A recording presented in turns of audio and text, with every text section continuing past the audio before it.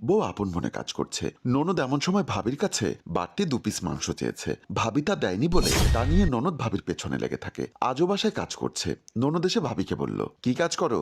ভালো মতো মন দিয়ে কাজ করতে পারো না? তখন মা এসে বলে, কি হয়েছে, এত চেঁচামেচি করছিস কেন? দেখো না মা, ভাবি মন দিয়ে কাজ করে না। কোনো কাজটা মন দিয়ে করে না কেন? মা, আমি তো কাজ করছি। তোমার বৌমা কাজে ফাঁকি দেয়। সোফার নিচে ময়লা রয়ে গেছে, নিচু হবার ভয়ে ভালো করে ঝাড়ু না দিয়ে চলে যাচ্ছে। আমি বললাম ভালো মতো কাজ করতে। বৌমা, এটা তো ঠিক না, ভালো মতো কাজ করো, তারপর তোমার নাস্তাটা খেয়ে নিও। এই কথা বলে মা চলে গেলে বউ আবার ঝাড়ু দিতে থাকে। মোমেনা ভাবছে, নীলা আমার সাথে এমন ব্যবহার কেন করলো বুঝলাম না। মোমেনা ভেতরে চলে যায়। মোমেনা অন্য সব কাজ সেরে ডাইনিং টেবিলের সামনে গিয়ে দেখে টেবিলে নাস্তা ঢাকা আছে। নাস্তার প্লেটটি তুলে দেখে একটা বিস্কিট রাখা, চায়ের কাপ খালি। আমি বিস্কিটটি মুখে দিয়ে এক গ্লাস পানি খেয়ে নিলাম, কোনো প্রতিবাদ করিনি। সারাদিন কাজকাম করে সবাইকে রাতের খাবার খাইয়ে আমি নিজে খেয়ে রাতে বিছানায় গিয়ে দেখি শুয়ে আছে নিশান। তার কাছে গিয়ে বলি, তোমার কিছু লাগবে? না, আমার কিছু লাগবে না, তোমার হয়ে গেলে তুমি শুয়ে পড়তে পারো। মোহনা বিছানায় বসে পড়ে আনমনা হয়ে। তা লক্ষ্য করে নিশান। কি হলো, বসে রইলে যে, শুবে না? মোহনা কোনো কথা বলে না। তোমার কি শরীর খারাপ? কিছু তো বলো।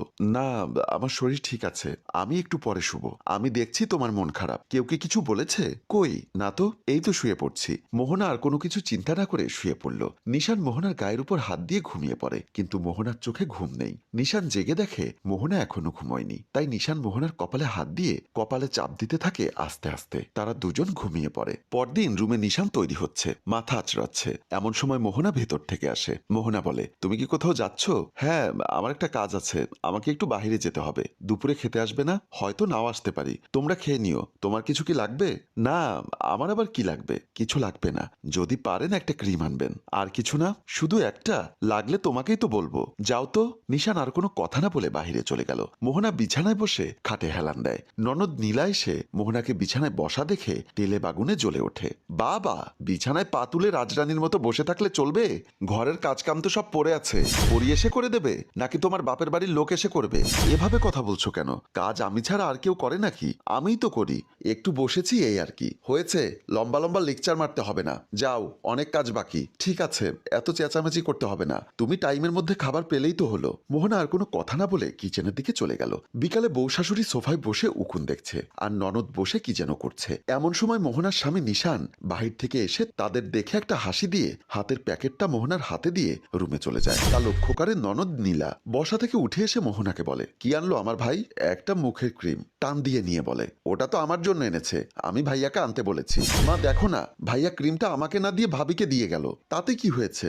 একজনকে দিলেই তো হয়। না, ভাবি আবার মনে করবে ভাবির ক্রিম আমি নিয়ে নিয়েছি, এতে কিছু মনে করার কি আছে? তোমার ভাই এনেছে, তুমি নিয়ে নিয়েছো।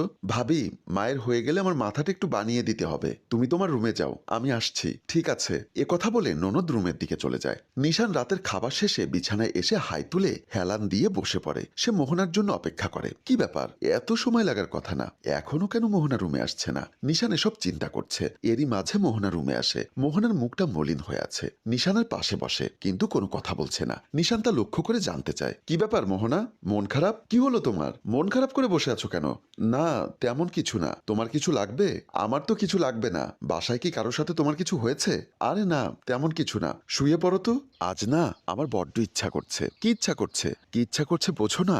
নিশান মোহনাকে জড়িয়ে ধরে। ছেড়ে দাও, তোমার না ঘুম পাচ্ছে?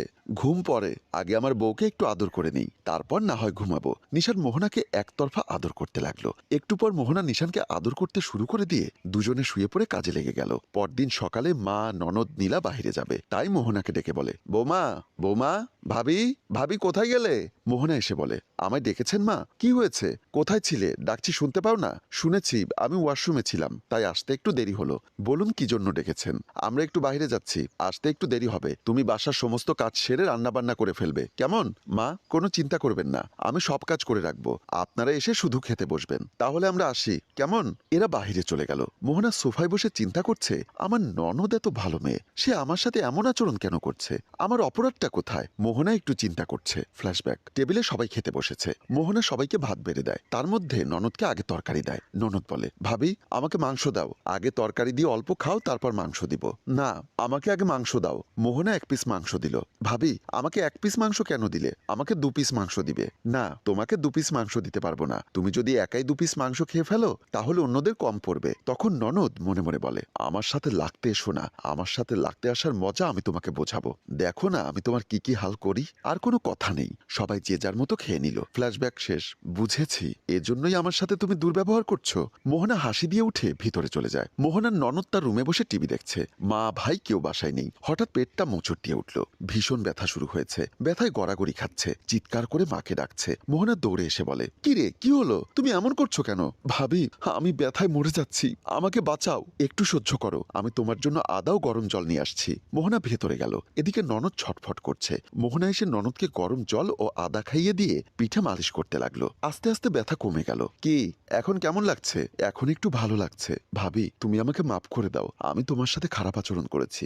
আরে ওসব আমার মনে নেই, আগে বলো এখন কেমন লাগছে? ভালো লাগছে, আমাকে মাফ করে দাও, আমি ভুল করেছি।